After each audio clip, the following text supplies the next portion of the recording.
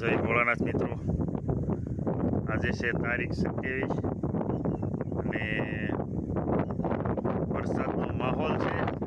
અત્યારે સવારે 11 વાગે થોડોક વરસાદ ડીમ પડ્યો એટલે ખેતર શાકભાજી ઉતારવા આવ્યા છે અને માહોલ પૂરેપૂરો વરસાદનો છે. અને અમારા વિસ્તારની અંદર તો અઠવાડિયા થઈ એક ધારો વરસાદ છે જ, પણ આજુબાજુના વિસ્તારમાં નહોતો. હજી જુઓ મિત્રો, ખેતરમાં પાણી ભર્યા છે તો આપણે આટો લાગી જાય. અને કપાસને હજી તો સ્પીડમાં જ છે, કારણ કે નકર આવો વરસાદ પડે તો કપાસ ઊભો રહી જાય. પણ અમારા કપાસની અંદર એવું કાંઈ બન્યું નથી. એટલે વરસાદ જે પડે મઘાનો વરસાદ, એ પાણી સારું એમ કહે છે, એટલે એવું મને લાગે છે. અને રોગ અમુક ઓછો થઈ ગયો, કારણ કે થ્રીપનો એટેક હતો એ તો સારો વરસાદે પછી ડીમ થવા મળ્યો. તો મિત્રો, આ છે રેવા આપણે એટલે આવી ગઈ છે. અને મરસા કોક અંદર અવડા થયા છે.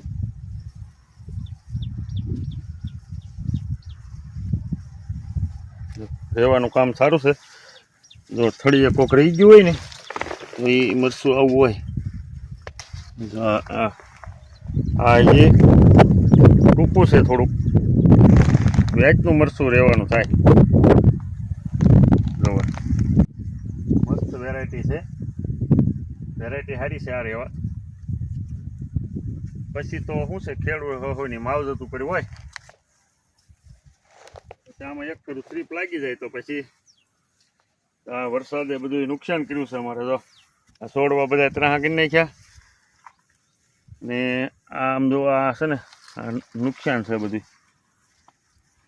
અને હજી તો વરસાદ ચાલુ જ છે હપ્તે.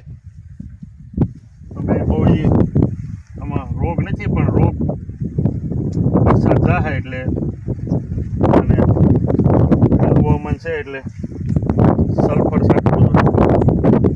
કિનારીઓ અંદર છે ને ટપકા થઈ ગયા છે થોડા, એટલે માઇક્રોન્યુટ્રનનો છંટકાવ કરવો પડશે. માઇક્રોન્યુટ્રન આમાં વધારે જોઈએ. આ રીતના ઝીંડવા થઈ ગયા હતા, 10-15 ઝીંડવા થયા ને પછી વરસાદ શરૂ થયો એટલે પછી બધું કરી ગયું.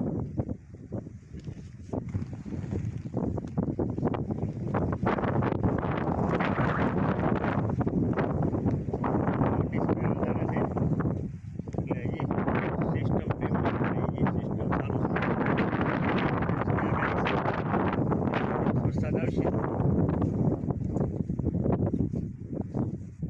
પણ એકંદરે સારું છે. હજી પછી નથી બહુ નુકસાન. કપાસની કન્ડિશન જોવો મિત્રો, આ રીતની છે.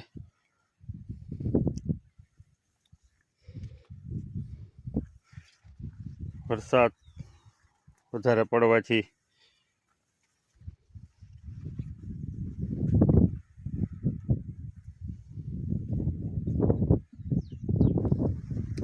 એટલા ભાગમાં આપણે કપાસ છે હાલવી ત્યાં જો મિત્રો, કૂદતા છે પગલા.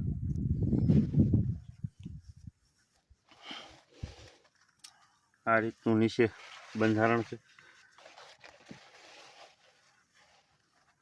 10-15 ઝીંડવા થઈ ગયા પછી વરસાદ શરૂ થયો એટલે આ વચ્ચેનો હાલ થોડોક ખર્ચે. પણ આપણે આને કપાસની માવજતમાં હવે થ્રીપ સુસ્યાની દવા અને હારે ચમત્કાર નાખી દેવાનું. એટલે ચમત્કાર નાખો ને એટલે આની હાઈટ અટકી જાય અને ન્યાન્યાન કપાસ ફૂટી જાય. ચમત્કાર કપાસમાં બહુ કામ આપે છે. અને જે લોકોને હાઈટ વધારે જતી હોય ને એને ઘડી ટૂંકી કરી દે.